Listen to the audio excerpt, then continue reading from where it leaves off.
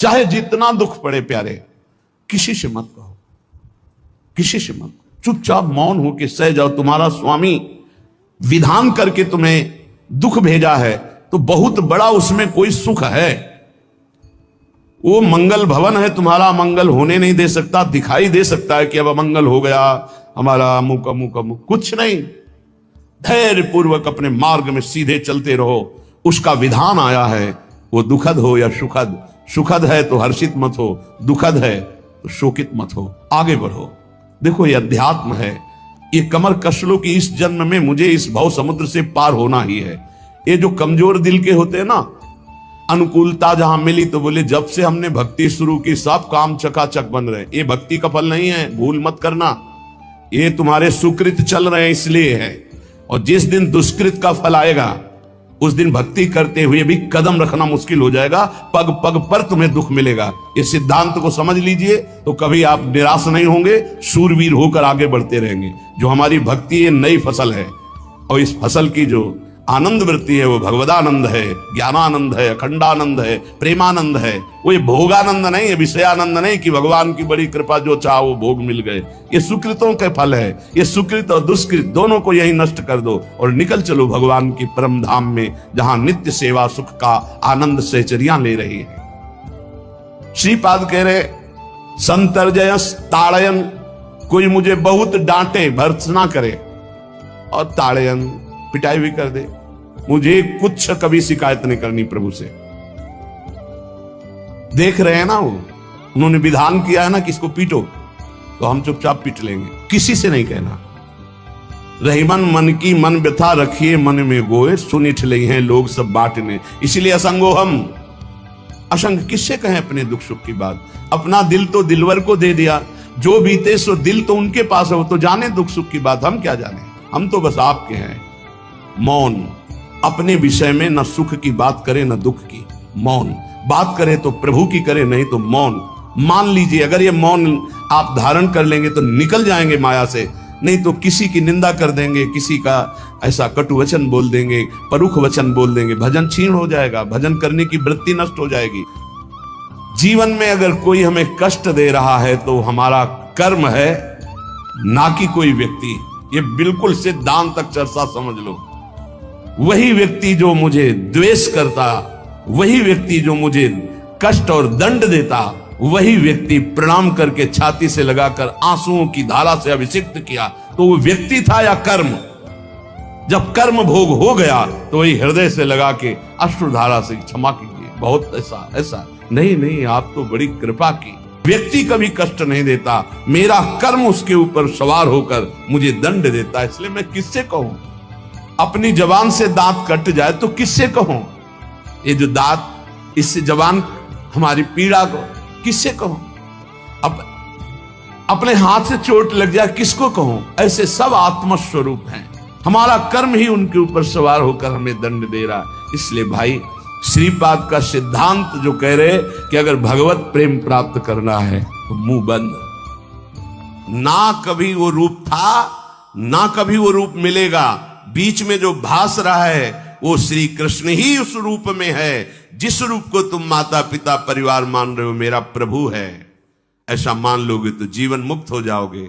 नहीं मानोगे तो मोह में फंस करके फिर दुर्गति को प्राप्त होगे। अनंत बार ये मैं, ये मेरा कह करके तुम मरते रहे और तुम्हारा मोह बंधन दृढ़ होता रहा। अब तो समझ जाओ, इस जन्म में एक बार तुम थोड़ी हिम्मत करो और हृदय से, सच्चे मन से प्रभु श्री कृष्ण को, श्री हरि को अपना मान लो। एक बार हृदय थोड़ा मजबूत करो। ये मजबूत होता है सत्संग से। और पुकारो कि प्रभु मेरे हो आप, पुकारो मीरा जी की तरह, मेरे तो गिरधर गोपाल दूसरो न कोई। जिसके अंतःकरण में पाप है उसमें ये लक्षण पाए जाते हैं। ये 10 लक्षण जिसके अंतःकरण में हो तो अंतःकरण पापी है। इन लक्षणों का अगर अपने अंदर एक का भी स्थान हो तो नाम जप के प्रभाव से उसको हटा दो, नहीं वो पाप कर्म करवाता रहेगा। पहला, चोरी, किसी की भी चोरी, बहुत प्रकार की चोरी होती है। किसी और महापुरुष की बात छाप अपनी लगा के चोरी हो गई।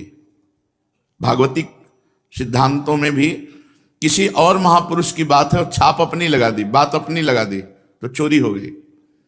जिसकी बात है उसी का नाम लेके बोलो कि पूज्यपाद अमुक महापुरुष ने ऐसे वचन बोले, अपनी छाप नहीं लगानी, चाहे वो पद हो चाहे उनकी शब्दावली हो, उन महापुरुष ने ऐसा कहा।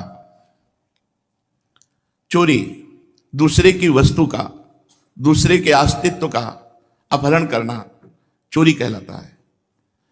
जिसमें चोरी करने का स्वभाव है, चाहे वो जो भी चोरी हो, बहुत प्रकार से चोरी होती है। वो अंतःकरण में पाप है इसलिए बर्दाश्त होता है, नहीं तो पवित्र अंतःकरण में चोरी बर्दाश्त नहीं होती। किसी की वो चोरी नहीं कर सकता। छल कपट के द्वारा, बेईमानी के द्वारा और भी अन्य वृत्तियों के द्वारा जो दूसरे से धन लिया जाता है, वस्तु ली जाती है, उसके स्वत्व का अपहरण किया जाता है, उसके अधिकार को छीना जाता है, ये सब चोरी के अंतर्गत आता है। जिसमें चोरी है वो पापी अंतःकरण है। दूसरा, हिंसा, किसी भी जीव की हत्या करना। हिंसा भी बहुत प्रकार की होती है। वाणी से किसी के हृदय को दुख पहुंचाना भी हिंसा है।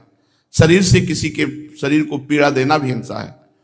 आप खिलवाड़ में किसी जीव के साथ आप उसको बंद करके मनोरंजन कर रहे हैं और उसको प्राणों का भय लग रहा है, ये हिंसा के अंतर्गत ही आएगा। बंदर है, पक्षी है, कुत्ता है, ऐसे पशुओं को आप मनोरंजन में ही प्रताड़ित कर रहे हैं तो हिंसा के अंतर्गत आएगा। आप मांस खाते हैं लेकिन आप किसी जीव की हिंसा नहीं करते, पर हिंसा करने का पाप आपको लगेगा क्योंकि आप उस मांस को खाते हैं। ये जो लोग कहते हैं कि मछली में तो कोई ऐसा, भगवान ने मत्स्य अवतार धारण किया है। मत्स्य अवतार, मछली का अवतार भगवान ने धारण किया है। और जिनको ये लगता है कि अगर हम खाएंगे नहीं तो ये बढ़ जाएंगे, तो फिर नरक भी आपके लिए भगवान ने तैयार किया है, क्योंकि आप विनाश लीला के पार्षद बनेंगे तो विनाश आपका होगा, आपकी दुर्गति होगी।